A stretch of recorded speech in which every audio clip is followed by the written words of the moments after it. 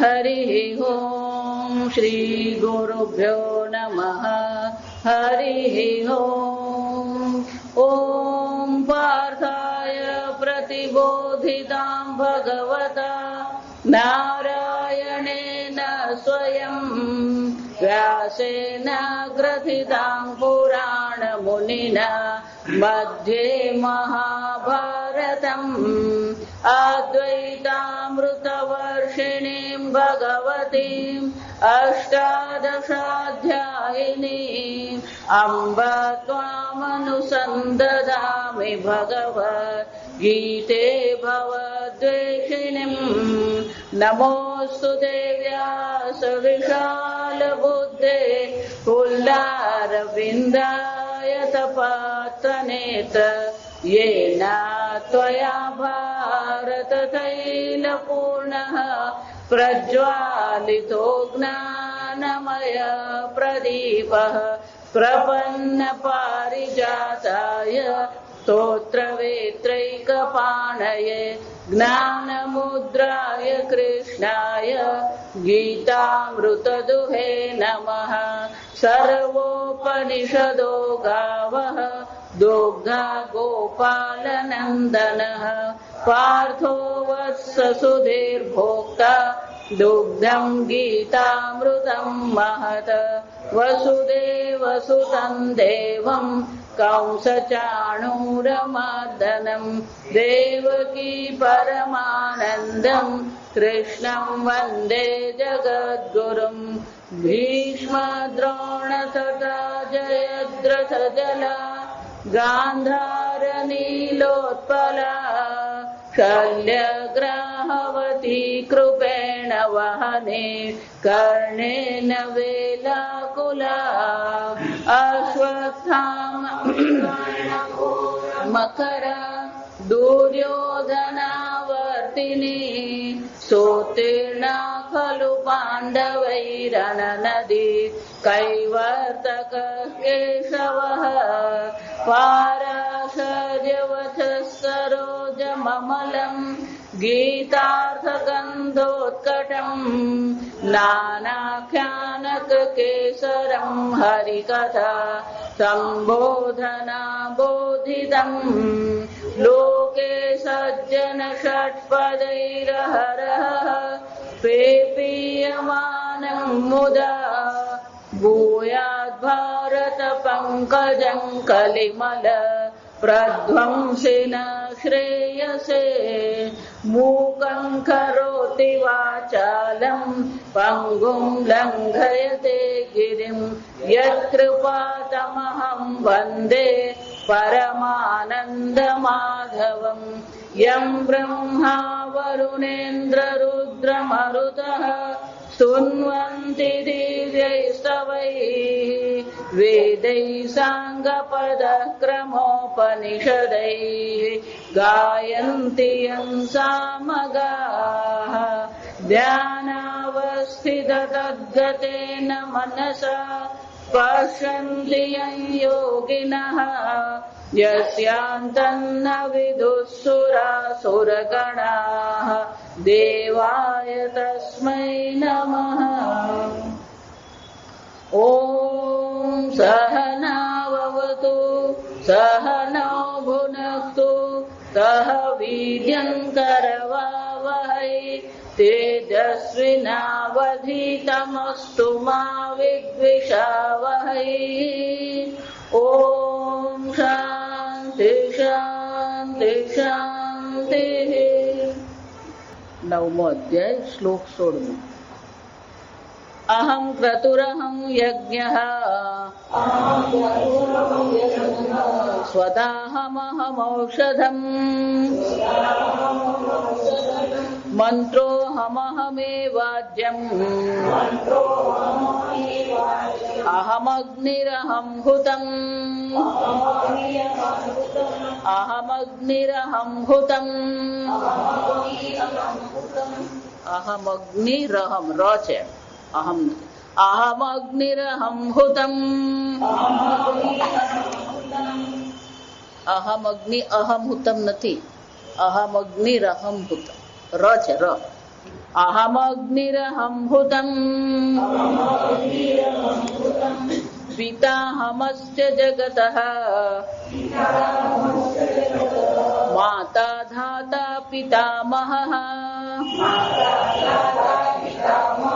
વેદ્યં પવિત્રમોંકારઃ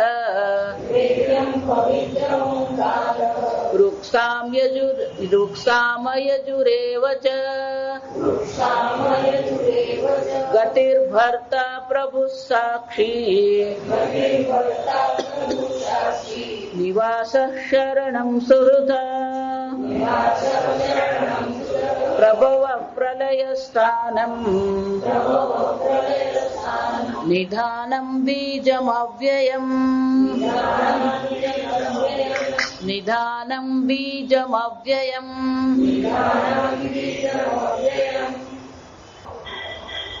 ભગવાન ઉપાસના કેવી રીતે કરવી એ દર્શાવી રહ્યા છે. અને આગળ આપણે જોઈ ગયા એમ ઉપાસનાનો અર્થ શું થાય? ઉપ સામીપ્ય. ઉપ એટલે નજીક. ગચ્છતિ જાય છે, ઉપગચ્છતિ નજીક જાય છે.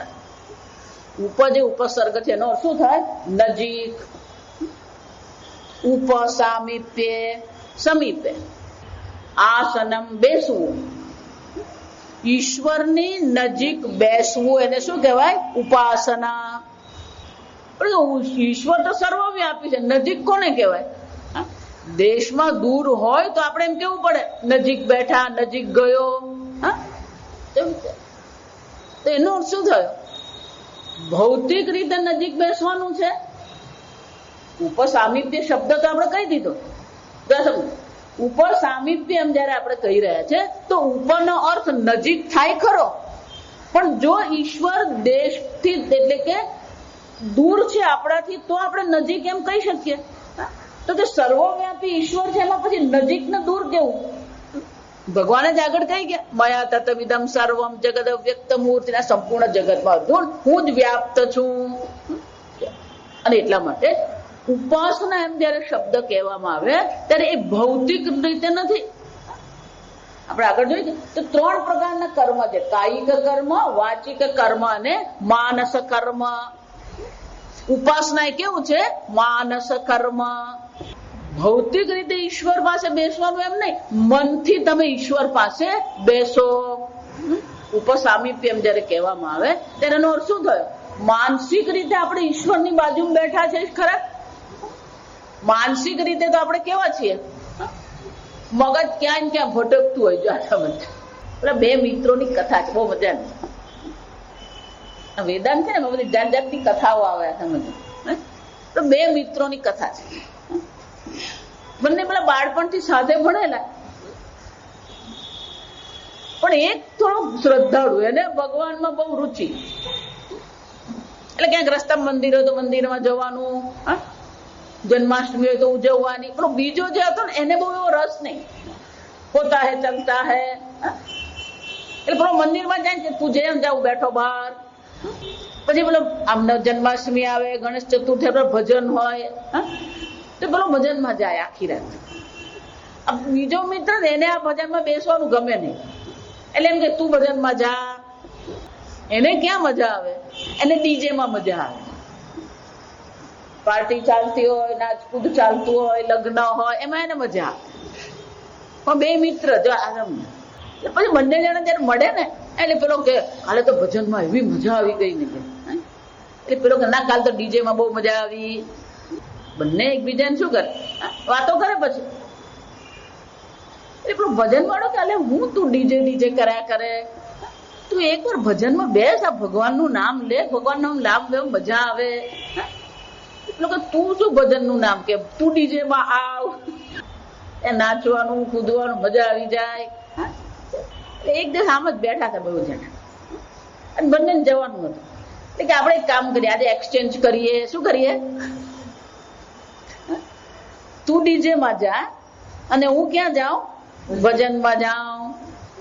પેલો ભજન વાળો બાપડો ડીજેમાં ગયો તો ખરો. 5 મિનિટમાં બિચારો શું થઈ ગયો? અકળાઈ ગયો. કેમ? પેલો તો અવાજ જો આ સમજો, લોકોને કેમ આમાં આનંદ આવે છે ને એ આશ્ચર્ય જ છે.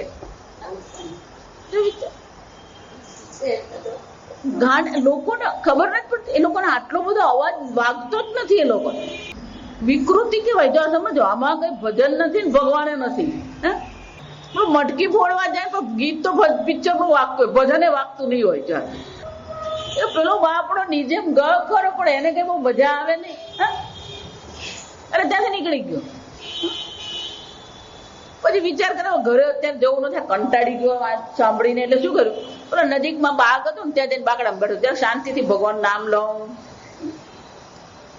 પેલો ભજનમાં ગયેલો, ડીજે વાળો ક્યાં ગયેલો, ભજનમાં ગયેલો. ભજનમાં ગયો ખરો, 5-10 મિનિટ જરાક મજા આવી. તો પછી એમ થાય બધું એકનું એક છે, હરે રામ રામ રામ શું કર્યા કરવાનું, થઈ ગયું. 5 મિનિટ ભજન કર્યું, હવે શું કરવાનું, નીકળો.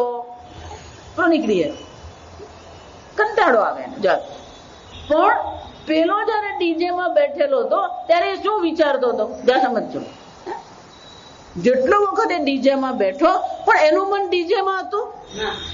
એ કોનો વિચાર કરતો હતો, ખોટું મેં ભજન જવા દીધું, આ ભજનમાં ગયો તો સારું પડતે. 2 કલાકના ભજન હતા. એટલે ત્યાં ડીજે માં બેઠેલો, પણ મનથી એ ક્યાં બેઠેલો હતો, પેલો ભજનમાં જ હતો. આ ગણપતિનું ભજન ગાયું હશે, હવે ગણપતિનું પતી ગયો, કૃષ્ણ ભગવાનનું ગાતા હશે. મનમાં શું વિચારતો હતો, એ બેઠો તો ડીજે માં, પણ ચિંતન કોનું કરતો હતો, એ ભજનનું ચિંતન ભગવાનનું કરતો હતો. પેલો જે ભગવાનનો બેઠેલો એ કોનું ચિંતન કરતો હતો, નીચેનું. એનો અર્થ શું છે, ભલે ભૌતિક રીતે તમે ડીજે માં બેઠા છો, પણ માનસિક રીતે તો તમે ક્યાં છો, ભગવાનમાં જ બેઠો છો. ઉપાસામી પે ઉપાસના. જા સમજો, ભૌતિક રીતે તમે ક્યાં છો ને એ મહત્વનું નથી, પણ માનસિક રીતે તમે ક્યાં છો. પણ એનો અર્થ એવો નથી કે આ મંદિરમાં નહીં જવાનું. આ સમજો, જ્યાં સુધી તમે ઉપાસના કરી શકતા નથી ત્યાં સુધી તો આ બધું શું કરવાનું છે, કરવાનું જ છે. પૂજા કરવાની છે, ભજન કરવાનું છે, માળા કરવાની છે, બધું જ કરવાનું છે. તમે માનસ પૂજા કરવા માટે અધિકારી નહીં બનો ત્યાં સુધી તો આ બધું આવશ્યક છે જ. ઉપાસના એટલે ઉપસામીપ્ય. તમે કોની નજીક છો, માનસિક રીતે તમે કોની નજીક છો. અને એટલે ભગવાન કે છે ઉપાસતે યજંત મામ. આ યજ્ઞ કરીને પણ એ લોકો કોની ઉપાસના કરે છે, મારી જ ઉપાસના કરે. બહુધા બહુ પ્રકારેણ ઉપાસતે. અનેક પ્રકારથી આ લોકો મારી શું કરી રહ્યા છે, ઉપાસના કરી રહ્યા છે. એટલે પ્રશ્ન થાય, યદિ બહુભિઃ પ્રકારૈઃ ઉપાસતે. શંકરાચાર્યજી કે છે અનેક પ્રકારે જો ભગવાન બધા તમારી ઉપાસના કરી રહ્યા છે, કથમ ત્વામ એવ ઉપાસતે. તો કે તમારી જ ઉપાસના કેવી રીતે કરે એ લોકો. અનેક પ્રકાર એમ જયારે કહેવામાં આવે તો વસ્તુ નામરૂપ તો અનેક છે. ભગવાન આદિત્ય છે, ચંદ્ર છે, એમાં તમારી ઉપાસના કેવી રીતે કરી એ લોકો. તમારું ચિંતન આદિત્યનું ચિંતન કરી રહ્યા છે, એમાં તમારું ચિંતન કેવી રીતે છે. યજ્ઞ કરી રહ્યા છે, એમાં તમારું ચિંતન કેવી રીતે છે. સમજો, ધારો કે કોઈ યજ્ઞ કરે છે તો યજ્ઞ તો દેવતા માટે, ઇન્દ્ર માટે છે, નવગ્રહ માટે છે. એમાં ભગવાન તમારી પૂજા કેવી રીતે થઈ. એટલે શું કે છે, કથમ ત્વામ એવ. તમારી જ ઉપાસના કરે છે એવું તમે કઈ રીતે કહી શકો. આ એક સમજા શંકરાચાર્ય. ભગવાન સ્વયં જે છે એ કેવા છે, અવ્યક્ત મૂર્તિના. ભગવાનનું તો કોઈ નામ અને રૂપ તો છે જ નહીં. ભગવાન તો કેવા છે, અનામ અરૂપ, સચ્ચિદાનંદ બ્રહ્મ સ્વરૂપે છે.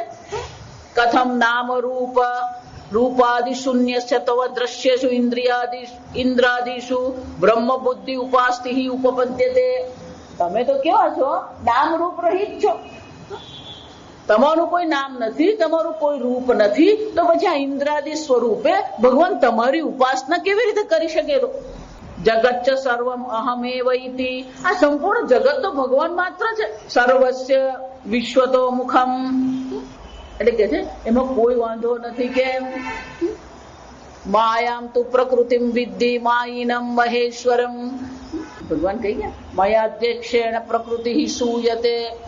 મારા અધ્યક્ષતામાં જ પ્રકૃતિ શું કરી રહી છે, સંપૂર્ણ ચર અચર જડ ચેતન જગતની ઉત્પત્તિ કરે છે. અને એ માયાનો અધ્યક્ષ કોણ છે, હું છું. એનો અર્થ શું થયો? માયા જે પ્રકૃતિ જે છે એ પ્રકૃતિ મારે આશ્રિત થઈને આ સંપૂર્ણ જગત ઉત્પન્ન કરે છે. તો આ જે જગત ઉત્પન્ન થયું અર્જુન, એ મારી અધ્યક્ષતામાં થયું છે, મારી હાજરીમાં જ છે. બીજું, મારા માંથી જ ઉત્પન્ન થયું. ક્યાંથી ઉત્પન્ન થયું? ઈશ્વર માંથી જ ઉત્પન્ન થયું. અને જો ઈશ્વર માંથી આ સંપૂર્ણ જગત ઉત્પન્ન થયું હોય તો પછી ઈશ્વર કોણ છે? જગત ચ સર્વમ અહમેવ ઇતિ. હે અર્જુન, આ સંપૂર્ણ જગત જે છે કોણ છે? હું જ છું અર્જુન. મારાથી અન્ય બીજું કઈ છે જ નહીં. અહમેવ ઇતિ સર્વસ્ય વિશ્વતો મુખત્વમ. અને એટલા માટે આ સર્વનો હું જ છું. સર્વનું અધિષ્ઠાન, સર્વનું તત્વ, સર્વનું વસ્તુ કોણ છે? હું જ છું અર્જુન. અને એટલા માટે ભલે હું નામ અને રૂપ વગરનો છું, પણ માયા ઉપાધિથી હું શું બની ગયો? આ સંપૂર્ણ જગત સ્વરૂપે હું અભિવ્યક્ત થઈ જ રહ્યો છું. સમજો, નામ રૂપ તો ભગવાનના છે જ નહીં, પણ માયા ઉપાધિને કારણે શું થઈ ગયું અર્જુન? આ અનેક પ્રકારે હું દેખાઈ રહ્યો છું. જો આ સમજો, દેખાઈ રહ્યો છું બોલવું પડે. માટી ઘડો છે. કેટલાક શબ્દો જે છે ને, થોડાક જો શબ્દ તમે અહીંથી અહીંયા કરો ને એટલે બધો અર્થ બદલાઈ જાય. ઘડો માટી છે એટલે ઘડાનું અસ્તિત્વ માટી વગર નથી, પણ માટી ઘડો છે. માટી ઘડો હોય તો જ્યાં જ્યાં માટી હોય ત્યાં શું હોવું જોઈએ? ઘડો હોવો જોઈએ. માટી ઘડો નથી, પણ માટી ઘડા રૂપે દેખાય છે. માટી ઘડા રૂપે દેખાય છે. પાણી તરંગ રૂપે દેખાય છે. એ જ રીતે ઈશ્વર તો નામ રૂપ વગરના જ છે, નામ રૂપ રહિત છે. પણ શું થઈ રહ્યા છે? નામ રૂપ સ્વરૂપે આ ઈશ્વર જગત સ્વરૂપે શું થાય છે? દેખાઈ રહ્યા છે. એ જ જગત છે. જે જગત શું છે? ઈશ્વર જગત સ્વરૂપે દેખાઈ રહ્યા છે. અને જો જગત સ્વરૂપે ઈશ્વર દેખાઈ રહ્યા હોય તો જગત સ્વરૂપે પણ આપણે ઈશ્વરની ઉપાસના અવશ્ય કરી શકીએ. અને એટલે કે છે અહમ ક્રતુઃ અહમ યજ્ઞ. ખરેખર ક્રતુઃ નો અર્થ થાય યજ્ઞ. આ સમજ. પણ જયારે ક્રતુ અને યજ્ઞ બંને સાથે શબ્દ વાપરવામાં આવે ત્યારે અહમ ક્રતુઃ, શંકરાચાર્ય શ્રૌત કર્મ ભેદ. શ્રુતિ દ્વારા જે પ્રતિપાદિત યજ્ઞ છે એને ક્રતુઃ કહેવામાં આવે. યજ્ઞ પણ અનેક પ્રકારના હોય. રુદ્ર યાગ જે છે એ વૈદિક કર્મ છે. આ ચંડી યાગ છે વૈદિક નથી. ચંડી યાગ જે કરવામાં આવે એમાં પેલો સપ્તશતીનો ઉપયોગ કરેલો, એટલે સ્માર્ત કહેવાય. એટલે શંકરાચાર્ય કહે છે અહમ યજ્ઞ સ્માર્ત. સ્માર્ત કર્મ એટલે કે સ્મૃતિ દ્વારા, આગમ જે છે શાસ્ત્ર દ્વારા, શ્રુતિ માતા દ્વારા જે યજ્ઞનું પ્રતિપાદન કરવામાં આવ્યું એને ક્રતુઃ કહેવામાં આવે. એટલે ભગવાન કે છે આ વેદ દ્વારા જેટલા પણ યજ્ઞો કહેવામાં આવ્યા છે એ બધા યજ્ઞો પણ કોણ છે? હું જ છું. અહમ યજ્ઞ. અર્જુન, યજ્ઞ પણ હું જ છું. બધા અનેક પ્રકારના હોમ આવે, ચંડી હોમ આવે, બધા અનેક હોય જેમાં વૈદિક મંત્રોનો ઉપયોગ નથી અને વૈદિક વિધિ પણ નથી. જો આજકાલ અનેક લોકો આપેલા હનુમાનજીનો હનુમાન યાગ કરે, હનુમાન યાગ કરે, પણ હનુમાન યાગમાં પ્રયોગ કોનો કરે? સુંદરકાંડના દોહાથી શું કરવામાં આવે? આહુતિ આપવામાં. હનુમાન ચાલીસાથી શું કરવામાં આવે? આહુતિ આપ. તો એ વૈદિક નથી. હનુમાન ચાલીસા કહીએ, સુંદરકાંડ કહીએ તો એ બધા કેવા છે? વૈદિક છે. સ્માર્ત કર્મ એ બધા કેવા કહેવાય? સ્માર્ત. જો આજકાલ જે બધા બ્રાહ્મણો કરાવે ને એ મોટે ભાગેના બધા સ્માર્ત કર્મ છે. આ સમજ. વૈદિક કર્મ કરાવનારા તો બહુ ઓછા બ્રાહ્મણો રહ્યા છે. જેટલા બ્રાહ્મણો તમે જુઓ ને, કારણ કે એને માટે બધી વૈદિક પદ્ધતિ તમારે પાઠશાળામાં જઈને શીખવી પડે તો તમે કરાવી શકો. પણ આજે પાઠશાળામાં જવા જ કોણ તૈયાર છે? હમણાં એક ભાઈને મેં કીધું તમારા આ છોકરો એ પાઠશાળામાં મૂકો, તમે બ્રાહ્મણ છો ને શીખવો. એ માતાજીને પાઠશાળામાં નહીં મોકલાય. કેમ? એ પાઠશાળામાં ભણીને આવે ને તો કોઈ છોકરી નહીં આપે. એ નોકરી કરતો હોય તો છોકરી આપે. આપણે કઈ દિશામાં જઈ રહ્યા? એક બાજુ આપણે ભારતીય સંસ્કૃતિ કરીએ ખરા, પણ ભારતીય સંસ્કૃતિનું રક્ષણ કરનારા બ્રાહ્મણો રહ્યા જ નથી. કોને શાસ્ત્રમાં રુચિ છે? આ કથામાં એવી જ હાલત છે. આ કથાકાર ને પેલા કથાકાર ભાગવત કથા કરે, શિવ પુરાણ કરે, પણ એને ભાગવત નું અધ્યયન કર્યું? કોઈ ભાગવત નું અધ્યયન કરતા નથી, કથાકાર બની ગયા. અને લોકોને એવી શ્રદ્ધા છે, જો આ સમજો, પેલા પિતૃ માટે કરી ભાગવત કથા, શ્રદ્ધા કે આ ભાગવત કથા કરાવી, પિતાજીના નામે કથા કરાવી, પિતાજીની સદગતિ થાય. આપણે કેવા બુદ્ધિ વગરના છે. કથા કરાવવા વાળો એવો જ છે ને કથા કરનારો એવો જ છે. આ સમજ, મને બોલવામાં કઈ શરમ નથી. આ સમજ, ભાગવત કથાની જે સપ્તાહ જે છે, મૂળ ભાગવત છે, એમાં સપ્તાહ ક્યાંય નથી. આ સમજો, પહેલી વસ્તુ, મૂળ ભાગવત છે, એમાં સપ્તાહ ક્યાંય નથી. પણ પદ્મ પુરાણમાં ભાગવતનું જે મહાત્મ્ય છે, જેમાં 6 અધ્યાય જે છે, એમાં આ સપ્તાહની ચર્ચા છે.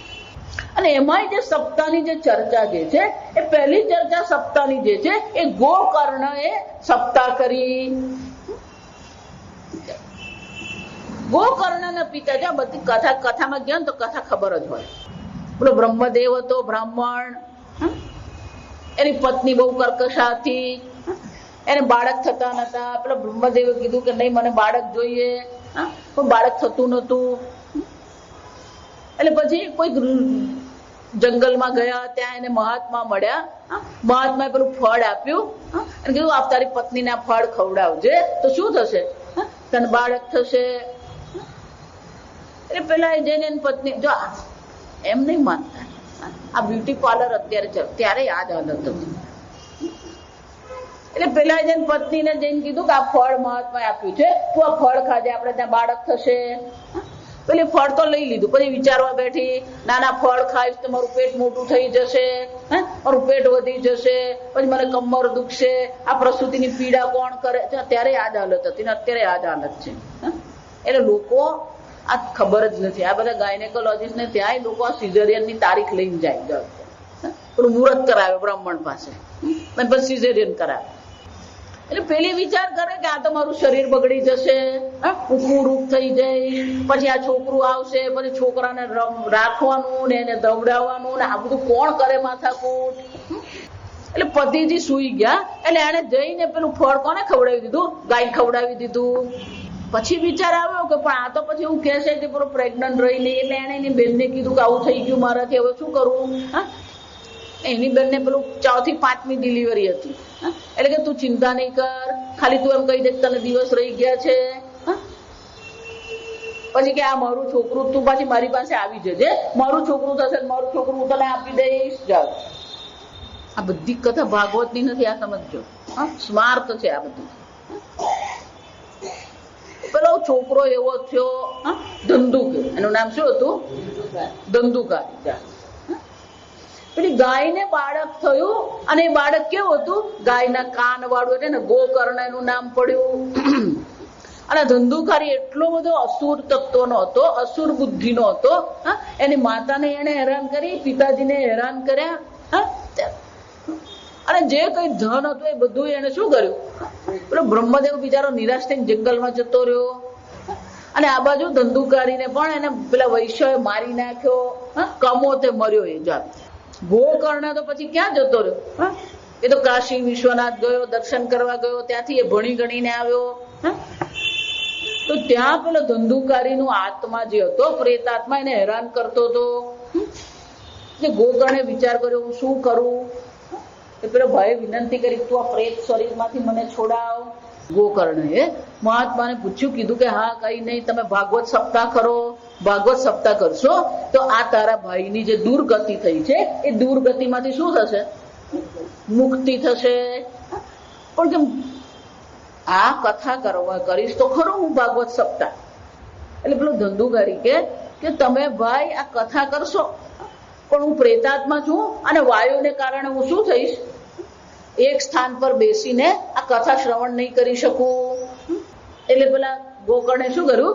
7 ગાંઠ વાળો પેલો વાંસ મૂક્યો અને એને કીધું કે આ વાંસમાં તું બેસજે, એટલે તને શું થાય? તું શાંતિથી એક જગ્યાએ બેસીને કથા સાંભળી શકે. એક દિવસ ગયો, પેલી એક ગાંઠ તૂટી. બીજો દિવસ ગયો, બીજી ગાંઠ તૂટી. તો ગોકર્ણએ સપ્તાહ જે કરી, હવે બરાબર સાંભળો, એ શાના માટે કરી? એના ભાઈની દુર્ગતિ થઈ હતી અને દુર્ગતિમાંથી મુક્તિ મેળવવા માટે એને શું કરી? સપ્તાહ. અને એને માટે એને શું મૂકેલો? વાંસ મૂકેલો. આજે બધા કથાકાર છે ને વાંસ મૂકે, એટલે બધા નક્કી કર્યું કે મારા પિતાજીની શું થયેલી છે. સમજાય શું કહું? બુદ્ધિ જ નહીં મળે લોકોમાં, અક્કલ જ નથી લોકો. સપ્તાહ કોને માટે કરી? પણ પ્રેતાત્માની મુક્તિ માટે સપ્તાહ. તારો બાપુ પ્રેતાત્મા બની ગયો, લખે તો શું લખે? ગોકુલવાસી, સ્વર્ગસ્થ. તો સ્વર્ગસ્થ માટે કથા કરવાની? જો એટલે હું બોલું છું ને, જે બોલતા ભી દીવાના, સુનતા ભી દીવાના. માતાજી મેં ભગવત કથા બેસાડી, પણ તારા બાપાને દુર્ગતિ થઈ તો તારે બેસાડવી પડી કથા. સમજાય શું કહેવા માંગુ? પણ લોકો એવા ગાંડા, ભાગવતમાં ક્યાંય શબ્દની ચર્ચા જ નથી. આ મહાત્મામાં ચર્ચા છે, અને એ ચર્ચા પણ શાના માટે છે? ધંધુકારી જે પ્રેતાત્મા હતો, દુરાત્મા હતો, એની મુક્તિ માટે ત્યાં સપ્તાહ કથા છે. તો તમે જો કથા બેસાડી રહ્યા છો, શાના માટે બેસાડી રહ્યા છો? અને કથા કરે ને એમાં કથા તો ભાગવતની તો કથા હોતી જ નથી, તે ભલતું જ બોલતા હોય બધા. તમે કથામાં જાઓ ને, લોકો શું કરતા હોય? કોને કથામાં રુચિ છે? કથામાં રુચિ છે. કઈ વસ્તુ કોને માટે છે? એટલે મેં કીધું કે આ ભાગવત કથા કરીએ, એ સ્માર્ત કર્મ કરીએ, આ બ્રાહ્મણોને કઈ ખબર નથી. અને પછી પેલો પોથી બેસાડે. જો આ સમજો, ભાગવત કથા હોય ને, કથામાં શું કરાવવામાં આવે? પોથી બેસાડે. એટલે કે પેલો બ્રાહ્મણ ભાગવત લઈને બેસે ને તમે એને પૈસા આપો. કોઈ બાપડો ભાગવત વાંચતો જ નથી. આ સમજજો, પેલો પોથી લઈને બેઠેલો એટલું જ હોય. બાકી એને ખરેખર જે બ્રાહ્મણને પોથી સાથે બેસાડવામાં આવે, એને 7 દિવસનું શું કરવાનું હોય? આખું ભાગવતનો પાઠ કરવાનો. કોણ બ્રાહ્મણ પાઠ કરે? એને 2 ગીતાના શ્લોક બોલતા આવડતા નથી, એ બ્રાહ્મણ એ ભાગવતનો પાઠ કરવાનો? સમજો, વૈદિક કર્મ તો રહ્યા જ નથી, સ્માર્ત કર્મ નથી. આ સમજો, ભગવાન કે છે અહમ કરતુ હું અહમ યજ્ઞ કે છે ભગવાન. પણ આ કળિયુગની તમે જુઓ હાલત. હમણાં જ એક ભાઈ મને મળે, ભાઈ શું કરે તું બ્રાહ્મણ છે?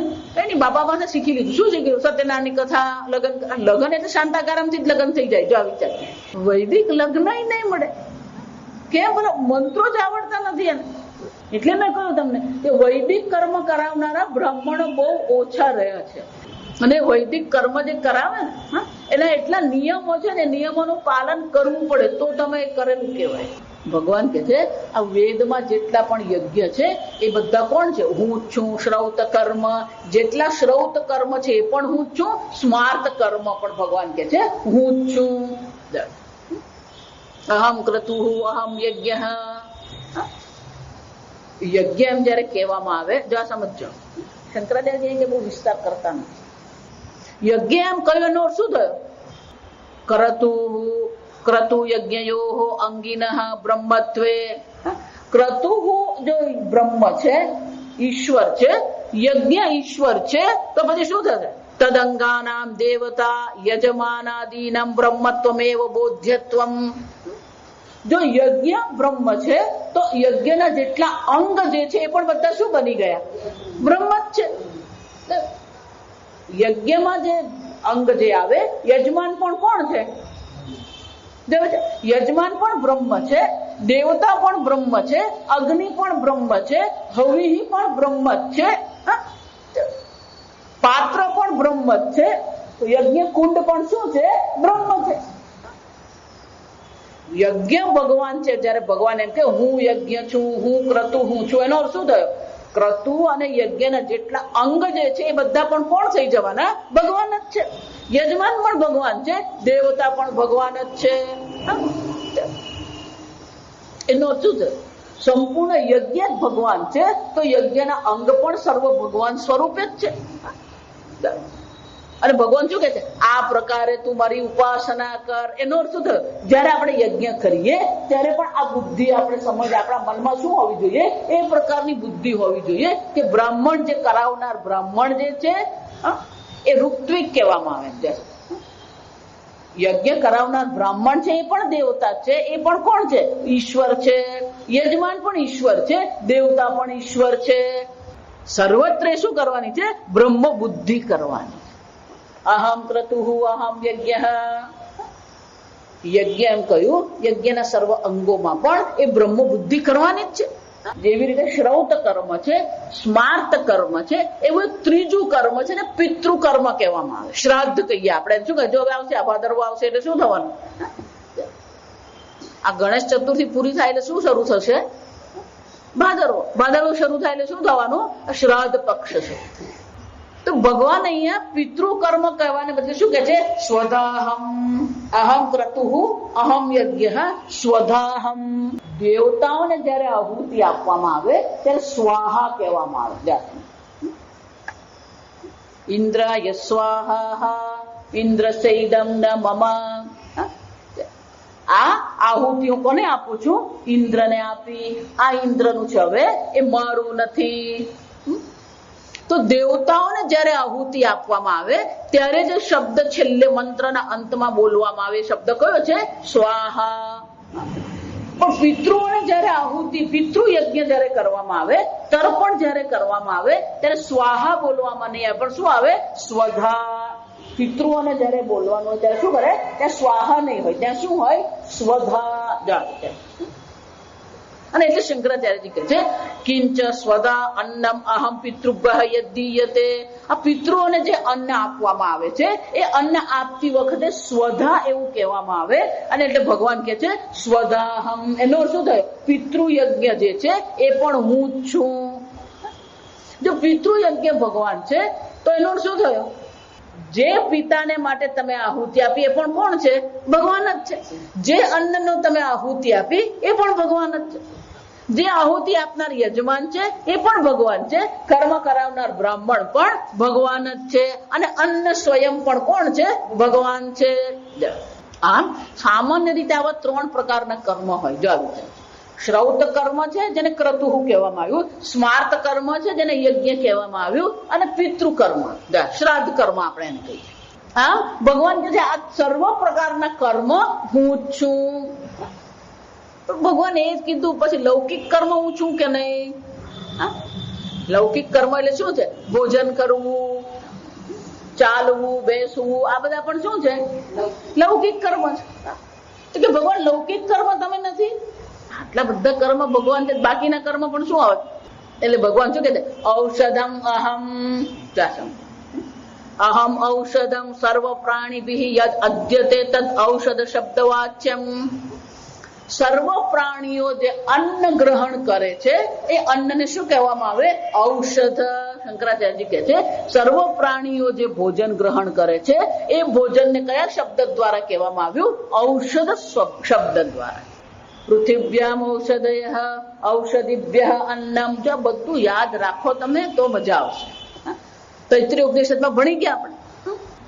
તસ્માદ વા એ તસ્માદ આત્મનઃ આકાશ સંભૂતઃ. સંસ્કૃત યાદ નહીં રહે પણ અનુવાદ તો યાદ રહે. એ બ્રહ્મ જે આત્મા છે એમાંથી આકાશની ઉત્પત્તિ થઈ. આકાશમાંથી કોની ઉત્પત્તિ થઈ? વાયુની. વાયુમાંથી અગ્નિ, અગ્નિમાંથી જળ, જળમાંથી પૃથ્વી. પૃથિવ્યામ ઔષધયઃ. પૃથ્વીમાંથી કોની ઉત્પત્તિ થઈ? ઔષધિની ઉત્પત્તિ થઈ. ઔષધિભ્યઃ અન્નમ. અને ઔષધિમાંથી કોની ઉત્પત્તિ થઈ? અન્નમ. અને એટલે શંકરાચાર્યજી કહે છે આ સર્વ પ્રાણીઓ જે અન્ન ગ્રહણ કરે છે એ અન્નને ઔષધ દ્વારા કહેવામાં આવે. તો અન્ન બ્રહ્મ છે, એનો શું થયો? અન્નમ બ્રહ્મ. ઔષધ ભગવાન કહે છે હું ઔષધિ છું. તો ભગવાન કોણ બની ગયા? અન્નમ બ્રહ્મ. કે ભગવાન અન્ન બની ગયા. અને હું અન્ન ગ્રહણ કરું તો કોણ થઈ ગયો? હું ઈશ્વરનો ભોગતા. અન્ન ભોજ્ય છે અને હું કોણ થઈ ગયો? ભોગતા. ઈશ્વર અન્ન જે છે ભોજ્ય કહેવાય અને હું કોણ કહેવા? ભોગતા. અને અન્ન ઈશ્વર છે અને હું ઈશ્વરને ખાવા વાળો. એનો અર્થ શું થયો? અન્ન જે ગ્રહણ કરવાની ક્રિયા છે, ફક્ત અન્ન લેવાનું નથી, અન્ન ગ્રહણ કરવાની જે ક્રિયા છે એને પણ આપણે લઈ લઈએ લૌકિક કર્મમાં છે. એનો અર્થ શું થયો? અન્ન પણ ભગવાન છે, થાળી પણ ભગવાન છે. જેના દ્વારા અન્ન ગ્રહણ કરીએ એ સાધન પણ ભગવાન છે, ગ્રહણ કરનારો હું પણ કોણ છે? ભગવાન છે. અને જે વૈશ્વાનરને અન્નની આહુતિ આપી એ વૈશ્વાનર પણ કોણ છે? અન્ન છે. બ્રહ્માર્પણમ બ્રહ્મ હવિઃ બ્રહ્માગ્નૌ બ્રહ્મણાહુતમ. ચોથા અધ્યાયમાં જોઈ ગયા, બ્રહ્મૈવ તેન ગંતવ્યમ બ્રહ્મ કર્મ સમાધિના. આમ ભગવાન કહે છે કે હું ઔષધિ છું, એટલે આ લૌકિક કર્મ પણ ત્યાં આવી જાય. ફક્ત અન્ન ગ્રહણ કરવું એમ નહીં, બોલવું, ચાલવું, કોઈ પણ કર્મ તમે કરો એ બધા કર્મ ખરેખર કોણ છે? ઈશ્વર માત્ર છે. આમ શ્રૌત કર્મ ભગવાન છે, સ્માર્ત કર્મ ભગવાન છે, પિતૃ કર્મ ભગવાન છે, અને લૌકિક કર્મ પણ કોણ છે? ભગવાન જ છે. ભગવાન કે છે અર્જુન આ બધું હું જ છું. ફક્ત નામ રૂપ હું છું એમ નહીં, નામ રૂપ ઉપાધિ દ્વારા જેટલા પણ કર્મ કરવામાં આવી રહ્યા છે એ સર્વ કર્મ પણ અર્જુન હું જ છું, અને એ કર્મના બધા અંગ પણ હું જ છું. એટલે શંકરાચાર્યજી કે છે અથવા સ્વધા ઇતિ સર્વ પ્રાણી સાધારણમ અન્નમ. સ્વધાહમ ઔષધો અહમ. ભગવાને બે કીધું ને, સ્વધાહમ અહમ ઔષધમ. હું સ્વધા છું અને હું ઔષધ છું. એટલે એક અર્થ એવો થાય પિતૃકર્મ પણ ભગવાન છે અને અન્ન ગ્રહણ કરવું પણ ભગવાન છે. આ એક અર્થ છે. શંકરાચાર્ય કે છે અથવા એટલે કે એનો બીજો અર્થ. શંકરાચાર્ય કે છે એ બીજો અર્થ એવો થઈ શકે, સ્વધાનો અર્થ પિતૃકર્મ કરવાને બદલે શું કરી શકાય? સ્વધા ઇતિ સર્વ પ્રાણી સાધારણમ અન્નમ સ્વધા. સર્વ પ્રાણીઓ જે અન્ન ગ્રહણ કરે છે એ સર્વ પ્રાણીઓના અન્નને સ્વધા કહેવામાં આવે. તો પછી ઔષધ શું છે? વ્યાધિ ઉપશમાર્થમ ભેષજમ. આ પ્રાણીઓને જ્યારે પણ કોઈ વ્યાધિ થાય, કોઈ રોગ થાય, અને રોગની શાંતિ માટે એ જે ગ્રહણ કરે છે એને શું કહેવામાં આવે? ઔષધમ. વ્યાધિની શાંતિ માટે જે ગ્રહણ કરવામાં આવે શું કહેવાય? ઔષધમ. જો આપણું રસોડું છે ને એ આ સમજજો, આપણું રસોડું છે ને એ દવા છે, આ સમજો. હમણાં એક બેનના વિશે મેં સાંભળ્યું, વૈદ છે, એટલા વ્યસ્ત છે તે મહિનામાં ખાલી 1 તારીખે એનો મોબાઈલ ઓન થાય, જેટલાને એપોઇન્ટમેન્ટ મળી એટલી મળી. જો આ વિચાર, એ 24 કલાક મોબાઈલ ખુલ્લો રાખે. અને ભૂલે ચૂકે છે તમે ફોન કરો ને તો બીજું કોઈક ઉપાડી કે 1 તારીખે ફોન કરજો, તમારો નંબર લાગ્યો તો લાગ્યો. પણ એ શું કરે છે? કોઈ બહારથી દવા જ નહીં. જો વિચારો, એકદમ યંગ છોકરી છે, વૈદ છે, એ તમને એવું જ કે હળદરનું પાણી બનાવજો, એમાં મધ નાખજો, સવારે 10 વાગે લેવાનો, 4. એનો માટે સમય બહુ મહત્વનો. એ પાણી જ આપે તમને, પણ એ પાણી પણ કયું હોય? પેલું અજમાનું પાણી, હળદરનું પાણી, મધનું પાણી, 10 જાતનું પાણી આપે. પણ એનો પેલો સમય જે છે ને નક્કી કે 10 વાગે આ પાણી પીવાનું, 4 વાગે પાણી પીવાનું. એટલું જ નહીં, એવું પરદેશમાં લોકો એને જેમ વોટ્સઅપ છે ને, સ્કાઈપ છે, વોટ્સઅપ છે, એવું નવું નીકળ્યું છે ફેસ ટાઈમ. એક નવું પ્રોગ્રામ આવે, એપ આવી છે. કઈ છે? Face time. ફેસ ટાઈમ જ છે ને. મહિનામાં 2 દિવસ એ ફેસ ટાઈમ ખોલે. જા સાંભળજો. કેમ? કે એ જે ઔષધિ કરે છે એ નાડી તપાસતા નથી, એ તમારી આંખ જોઈને જ તમને દવા. એટલે પરદેશના લોકો પેલા ફેસ ટાઈમ પર એની સામે આવે, પેલી એની આંખ જુએ, અને આંખ પર તમારે એમ નહીં કહેવાનું મારું ઘૂંટણ દુખે, મારું માથું દુખે. એ તમારી આંખ જ જુએ, અને આંખ જોઈને જ તમને કહી દે કે આટલું આટલું પાણી આટલા વાગે પીવાનું. એટલે એક બેનને તકલીફ હતી ને, એમણે કર્યું આ ફેસ ટાઈમ અમેરિકાથી. અને પછી દર મહિને 1 વાર તમારે એને આ ફેસ ટાઈમ કરવાનું. એટલે 3 મહિના પહેલા બેને કર્યું ફેસ ટાઈમ. હવે એમને એમ કહી દીધું કઈ ને આજે તમે ચાલુ રાખી છે ને 2 વર્ષ પછી મને ફોન કરજો. અને કોઈ વસ્તુ બહારથી છે જ નહીં, તમારા ઘરમાંથી જ એ બધી વસ્તુ ગયા. આપણા ઘરમાં હોય જ, સૂંઠ આપણા ઘરમાં, ગંઠોડા આપણા ઘરમાં હોય, આ બધું ઘરમાં જ હોય. ખાલી એની 2 જ વસ્તુ, આંખ જુએ ને કરે, અને એ પાણી બનાવવાનું ને એ કે તે ટાઈમે તમારે પાણી લેવાનું. બસ આટલું છે. ઔષધમ. ભગવાન કે છે આ ઔષધ જે તમારે જેના દ્વારા તમારો રોગનું શમન થાય છે એ ઔષધિ પણ કોણ છે? ભગવાન જ છે. અન્ન પણ ભગવાન છે, ઔષધિ પણ ભગવાન જ છે. જો હું એટલે જ કહું, દરેક વસ્તુ ભગવાન છે. અહીંયા ભગવાન આપણને ખાલી એક નમૂના માટે કહી રહ્યા છે કે શ્રૌત કર્મ હું છું, સ્માર્ત કર્મ હું છું, પિતૃ કર્મ હું છું, અન્ન હું છું, ઔષધિ હું છું, તો બાકી શું રહ્યું તમારા જીવનમાં? જો વિચાર, સર્વત્ર ઈશ્વર બુદ્ધિ આપણે કરીએ, આ ઈશ્વર બુદ્ધિ કરતા નથી ને. જો એટલે ગઈકાલે જો હું કહી દે, પંડિતા ના અનુશોચંતી, આ ગીતાનું શું છે? આ પ્રતિજ્ઞા વાક્ય છે, ટેક કહેવાય આપણે. ભજનમાં જેમ ટેક આવે એમાં શું છે? આ પ્રતિજ્ઞા વાક્ય છે. આ પ્રકારથી જો આપણે ઈશ્વરને જોવાનો પ્રયત્ન કરીએ, અહમ ક્રતુ અહમ યજ્ઞ સ્વદાહમ અહમ ઔષધમ, તો એનું ફળ શું છે? પંડિતા ન અનુશોચંતે. તમારા જીવનમાં જે પણ કઈ શોક જે છે એ શોકની નિવૃત્તિ થઈ જાય. આ સમજો માતાજી, અમારે તો કોઈ શોક જ નથી, અમે તો બહુ શાંતિથી રહીએ છીએ. આને જેવું મૂર્ખો બીજો કોઈ નહીં. જો મુંડક ઉપનિષદમાં શું કહે? અવિદ્યાયામ અંતરે વર્તમાન. પેલો બેઠો છે ક્યાં? અવિદ્યામાં, અને પોતાને શું માને છે? ધીર વીર. કોઈ એવું કહી શકે જ નહીં હું શોકગ્રસ્ત નથી, અને કોઈ એવું કહી શકે નહીં મારે શોકથી નિવૃત્તિ કરવી નથી. અર્જુનને એમ જ હતું બધું બરાબર જ છે ભગવાન.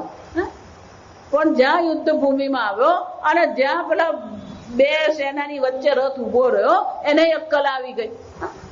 કેમ? શોક સંવિગ્ન માનસ. એનું મન કેવું હતું? શોકથી વ્યાપ્ત થઈ ગયું. દરેક બાબતમાં આપણે વિક્ષિપ્ત રહીએ છીએ, દરેક બાબતમાં આપણે શોકગ્રસ્ત રહીએ છીએ. ક્યાંક ને ક્યાંક આપણે ખટપટ ચાલતી જ હોય. અને એટલે ભગવાન શું કહે? આ પ્રકારથી અર્જુન તું મારી ઉપાસના કરશે તો શું થશે? પંડિતા ન અનુશોચંતી. દુઃખની નિવૃત્તિ કરવી હોય ને તો એક જ ઉપાય છે, સર્વત્ર શું કરવાનું? ઈશ્વર બુદ્ધિ કરવાની. જો ઈશાવાસી ઉપનિષદે આપણે ભણી ગયા એમાં આ જ કીધું, તત્ર કૌમો કશોક. એક વાર જેને ઈશ્વરના સર્વત્ર દર્શન કરી લીધા પછી એને માટે મોહ શું છે? એને માટે શોક શું છે? તત્ર કૌમોહ કશોક. અને એટલા માટે ભગવાન કહે છે અર્જુન બહુધા પ્રકારેણ ઉપાસતે. આમ અનેક પ્રકારથી અર્જુન મારી ઉપાસના કરવામાં આવે. દરેક કર્મમાં, કોઈ પણ કર્મ તમે કરો એ કર્મમાં પણ કોના દર્શન કરવાના છે? ઈશ્વરના દર્શન. પણ યજ્ઞ ભગવાન શબ્દ વાપર્યો છે એટલે યજ્ઞના કેટલાક અંગ ભગવાન આપણને દર્શાવી રહ્યા છે. મંત્રો અહમ અહમેવાજ્યમ અહમ અગ્નિ અહમ ભૂતમ. આ યજ્ઞ જે છે એ યજ્ઞમાં આટલા અંગ હોય. શંકરાચાર્ય કહે છે મંત્ર અહમ યેન પિતૃભ્ય દેવતાભ્ય ચ હવિઃ દીયતે. જે મંત્રો દ્વારા યજ્ઞમાં આહુતિ આપવામાં આવે છે એ બધા મંત્ર પણ કોણ છે? ઈશ્વર છે. જો મંત્ર ઈશ્વર હોય, જો આ સમજો, જો મંત્ર ઈશ્વર છે અને જો તમે મંત્ર ખોટો બોલી રહ્યા છે તો પછી દોષ કોને લાગી રહ્યો? ખોટો મંત્ર બોલવો એ શું છે?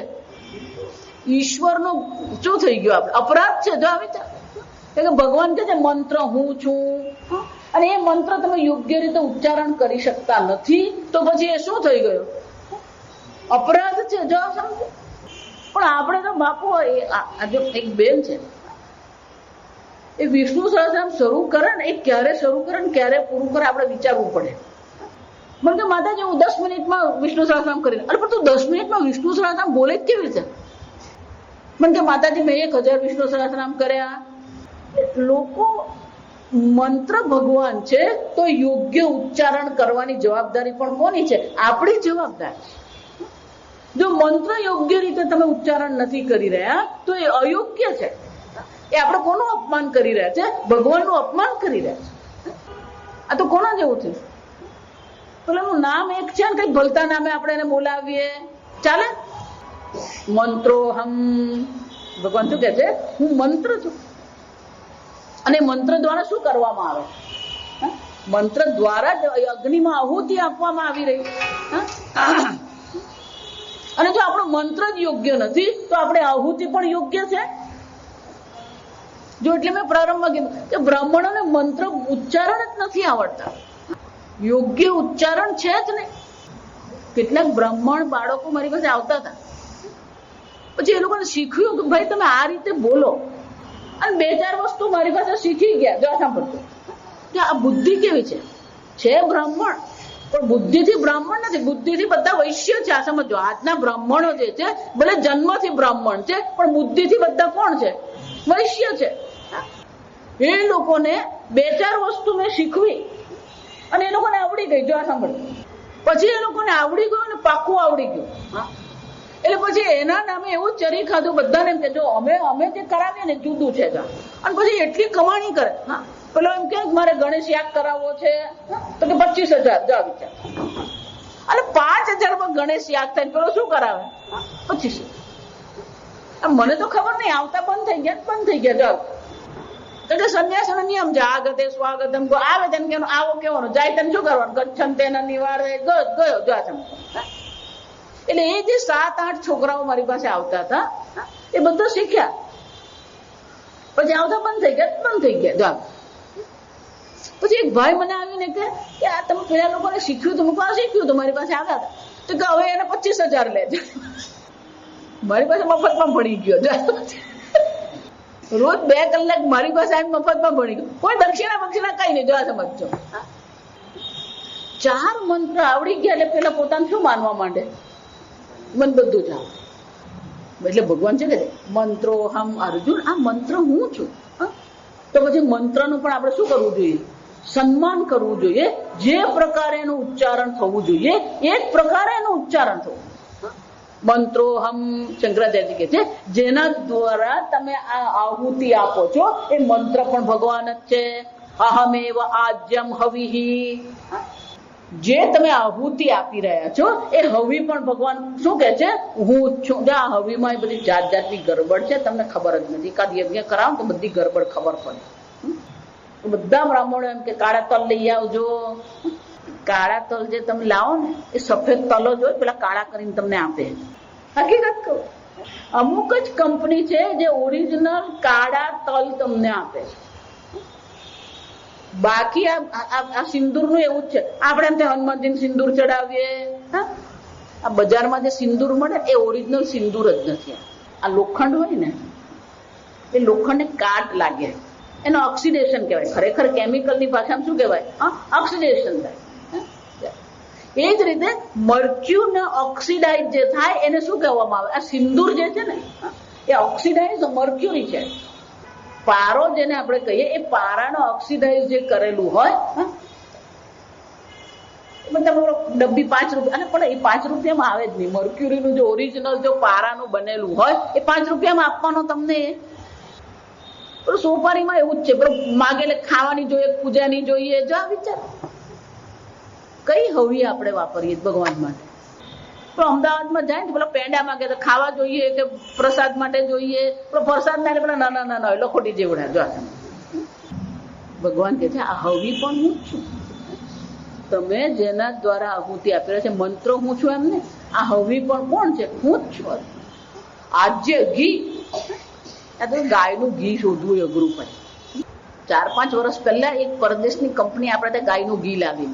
જો આ સાંભળ, પણ એ ગાયનું ઘી એવું હતું એને રંગ નાખેલો. તમે જો એ ગાયના ઘીનો એનો જે ગાયનું ઘી એ જે કે ને એ દીવો બનાવીને તમે મૂકો ઘરમાં અને એને 24 કલાક રવા દો, એને પૂરો રંગ ઉડી ગયો, સફેદ થઈ જાય. ગાયનું ઘી સફેદ 24 કલાકમાં સફેદ નહીં થાય. આ સમય એ જ્યાં સુધી ડબ્બામાં ત્યાં સુધી પીળું. તમે એને બહાર રાખો અને બહારની હવા એને લાગે એટલે શું થઈ જાય? અહમાજ્યમ. ભગવાન કે છે આ આજ્ય જે હવી છે એ પણ કોણ છે? હું જ છું. તો યજ્ઞ ભગવાન છે, યજમાન ભગવાન છે, દેવતા ભગવાન છે, મંત્ર પણ ભગવાન છે, અને જેની આહુતિ આપો એ પણ શું છે? ભગવાન છે. તો તમારું હવી પણ કેવું હોવું જોઈએ? શુદ્ધ હોવું જોઈએ. આપણે ભગવાનને ઉલ્લુ બનાવીએ એવું છે આ બધું. જો હનુમાનજીને મેં સિંદૂર ચડાવવા, સાચું છે કે જોતો ખરો. અને પાછો હનુમાનજી એનું સાંભળે ખરા. જો આ સમજો, કાળા તક ચડાવે ભગવાનને, પણ તું જોતો ખરો ખરેખર કાળા તક સફેદ છે. જો એટલે જ કહું, સુનતા બી દીવાના, બોલતા ભગવાને બધું ઓળખે જ છે, જાણે. જો અહમ હવી, ભગવાન શું કે છે? આ હવી પણ હું જ છું. હવી બનાવે, હવી કોઈ પણ હવી હોય, કોઈ પણ યજ્ઞ કર્મ તમે જયારે કરો અને જયારે તમે આહુતિ આપો ને, એ હવી ઘી વગરનું ક્યારેય આહુતિ અપાય જ નહીં. એટલે આજકાલના બ્રાહ્મણો શું કરે, તમારા પાસે પેલો ડબ્બો ભરીને ઘી મંગાવો, પણ તમે આહુતિ આપવા બેસો ને પેલો એક ટીપું ઘી તમને નાખી આપે. આ ચોખા પણ આપણે ભાત પણ ભગવાનને આહુતિમાં હોય જાય, એ ભાતમાં પણ શું કરવાનું હોય, ઘી નાખો. એ પછી પેલો 2 ટીપા ઘી નહીં, આ તમે જુઓ ને આ બધા હવન કરાવે ને, બધા જેટલાના હાથમાં હોય ને બધા 2 ટીપા ઘી નાખી દે. એ 2 ટીપા ઘીથી નહીં ચાલે. તમે જયારે આહુતિ આપો ને તો તમારો આખો હાથ કેવો થવો જોઈએ, ઘી વાળો થાય ને તો એ આહુતિ આપે. એટલા માટે ભગવાને શું કહે છે, આજ્યમ અહમ. ખરેખર હવીની ચર્ચા કરે પણ ભગવાને શું કીધું, આજ્યમ. આજ્યમ એટલે ઘી.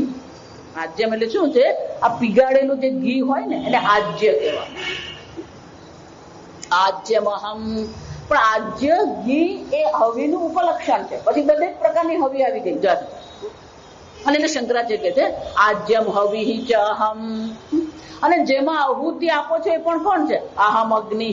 અર્જુન, આ અગ્નિ પણ કોણ છે, હું જ છું. અને અગ્નિ પણ કેવો હોવો જોઈએ, પ્રજ્વલિત અગ્નિ હોવો જોઈએ. આ સમજ, ધુમાડો નીકળતો હોય ને એમાં ક્યારેય આહુતિ નહીં અપાય. જ્યાં સુધી એ ધુમાડો બંધ નહીં થાય, પ્રજ્વલિત જ્વાળા નહીં હોય, ત્યાં સુધી આહુતિ નહીં અપાય. આજકાલ તો તમે આહુતિ જુઓ ને, જેનું કારણ એટલું ઘી હોય જ નહીં. ઘી હોય તો જ પેલું પ્રજ્વલિત થાય, પણ પેલું ઘી અંદર હોય જ તે પછી પ્રજ્વલિત થાય જ ક્યાંથી? એટલે પેલા દેવતા હોય, દેવતાઓમાં આહુતિ નહીં અપાય. આ સમજો, દેવતા એટલે કે આપણે સળગેલા જે કોલસા હોય, એ દેવતાઓમાં તમે આહુતિ આપો ને, એ આહુતિ પ્રેતને જાય. આ સમજો, પ્રજ્વલિત અગ્નિમાં આહુતિ. મુંડકોપનિષદના જોતો જોઈ ગયા, કાલી, કરાલી, મનોજવા, અનેક પ્રકારની છે. અને દરેક દેવતાઓને લખ્યું છે કે કયા પ્રકારની જ્વાળામાં આહુતિ આપવાની, કયા દેવતાને કાળી જ્વાળામાં આહુતિ આપવાની હોય, કયા દેવતાને મનોજવા નામની જે જ્વાળા છે એમાં આહુતિ આપવાની. કાલી, કરાલી, મનોજવા છે. અને એટલે ભગવાન કહે છે, અર્જુન, આ જ્યાં આહુતિ આપવામાં આવે છે એ અગ્નિ પણ કોણ છે, હું જ છું. મંત્રોહમ અહમ ઔષધમ અહમ આજ્યમ અહમ અગ્નિ. શંકરાચાર્ય કહે છે યસ્મિન હૂયતે સહ અગ્નિ. જેમાં આહુતિ આપવામાં આવે એ અગ્નિ પણ ભગવાન જ છે. અહમેવ હુતમ. આ હવન કર્મ જે થઈ રહ્યો છે, આહુતિ કર્મ જે થઈ રહ્યો છે એ પણ કોણ છે, હું જ છું. જો આ વૈદિક કાળની ચર્ચા છે ને, એટલે દ્રષ્ટાંત કયું આપવામાં આવે, યજ્ઞનું આપવામાં આવે. પણ આગળ મેં કહ્યું એમ લૌકિક કર્મમાં પણ આપણે શું કરવાની છે, આ જ બુદ્ધિ કરવાની છે. અહમ વૈશ્વાનરો ભૂત્વા પ્રાણીનામ દેહમાશ્રિતઃ પચામિ અન્નમ. ભોજન પણ ભગવાન છે. આહુતિ જે આપે છે વૈશ્વાનર ભગવાનને આપણે શું કરીએ છીએ, આહુતિ આપે. તો તમારું ભોજન પણ શું થઈ, યજ્ઞ થઈ ગયો. જો ભૌતિક રીતે ભોજન ગ્રહણ કરી રહ્યા છો, પણ ઉપાસનાની દ્રષ્ટિએ શું થઈ ગયું, એ યજ્ઞ થઈ ગયો. જો બહુ પ્રકારે ઉપાસત એમ જયારે ભગવાન કે છે, તો ભગવાન શું કહી રહ્યા છે, તમે જે કરી રહ્યા છો એ જ કરવાનું છે. પણ એમાં તમે બધામાં કોની બુદ્ધિ કરો, ઈશ્વર બુદ્ધિ જો તમે કરી દીધી તો એ મારી ઉપાસના છે. બહુ પ્રકારે ઉપાસતે. આમ ભગવાન કે છે કે ખરેખર જે બુદ્ધિ કરવાની છે એ સર્વત્ર મારી બુદ્ધિ કરવાની છે. અને સર્વત્ર આ પ્રકારથી જો ઈશ્વર બુદ્ધિ કરીને આપણે કર્મ કરી રહ્યા છે, તો ઈશ્વર બુદ્ધિને કારણે એ કર્મ ભલે કાયિક કર્મ છે, પણ માનસિક રીતે જો તમે ઈશ્વર બુદ્ધિ એમાં કરી રહ્યા છો તો એ શું બની જવાનું, ઉપાસના બની ગઈ. જો એટલે મેં 2 મિત્રોનું દ્રષ્ટાંત આપ્યું. પેલો બેઠો છે ભલે ડીજેમાં, પણ એની બુદ્ધિ ક્યાં છે, ઈશ્વર ચિંતનમાં જ છે. એટલે આગળ શું કહી જાય, દ્રઢવ્રતા. એ દ્રઢતા આપણામાં આવવી જોઈએ. ઈશ્વર બુદ્ધિ કરવાની દ્રઢતા આપણે કેળવવી પડે. યતંત. યતંત એટલે કે આ પ્રકારથી આપણે પ્રયત્ન કરીએ, એ દ્રઢ નિયમ કરીએ, સર્વત્ર હું શું કરું, ઈશ્વર બુદ્ધિ કરું. અને એટલે ભગવાન કહે છે, અર્જુન, સર્વત્ર શ્રૌત કર્મ હોય, સ્માર્ત કર્મ હોય, પિતૃ કર્મ હોય, લૌકિક કર્મ હોય અને યજ્ઞના જેટલા અંગ છે એ સર્વમાં પણ કોને? બુદ્ધિ અર્જુન આ બધું હું જ છું. જ્યારે ભગવાન કહી રહ્યા છે આ બધું હું છું, તો પછી આપણે શું કરતા રહેવાનું? આ પ્રકારથી ભગવાનની ઉપાસના આપણે કરતા રહીએ. હવે આગળ ભગવાન બીજી ચર્ચા કરજો સમજો. હવે ભગવાન આ પોતાની અનેક શ્લોકોમાં ભગવાન 19મા શ્લોક સુધી ભગવાન આપણને એમની આ બધી વિભૂતિ બતાવે છે કે આ પ્રકારે તમે મારી ઉપાસના કરી શકો. આગળ આપણે આવતીકાલે ઓમ સ્વસ્તિ પ્રજાભ્ય પરિપાલયન્તામ ન્યાયેન માર્ગેણ મહિમ મહિષાઃ ગોબ્રાહ્મણેભ્ય શુભમસ્તુ નિત્યં લોકા સમસ્તા સુખિનો ભવન્તુ કાલે વર્ષતુ પર્જન્યઃ પૃથ્વી સસ્યશાલિની દેશોऽયં ક્ષોભરહિતઃ બ્રાહ્મણા સन्तુ નિર્ભયાઃ ઓમ સર્વેષાં સ્વસ્તિર્ભવતુ સર્વેષાં શાંતિર્ભવતુ સર્વેષાં પૂર્ણં ભવતુ સર્વેષાં સર્વે ભવन्तુ સુખિનઃ સર્વે સन्तુ નિરામયાઃ સર્વે ભદ્રાણિ પશ્યन्तુ મા કશ્ચિદ દુઃખભાગ ભવેત અસતો મા સદ્ગમય તમસો મા જ્યોતિર્ગમય મૃત્યોર્મા અમૃતં ગમય. ઓમ પૂર્ણમદ પૂર્ણમિદં પૂર્ણાત પૂર્ણમુદચ્યતે પૂર્ણસ્ય પૂર્ણમાદાય પૂર્ણમેવાવશિષ્યતે. ઓમ શાંતિ શાંતિ.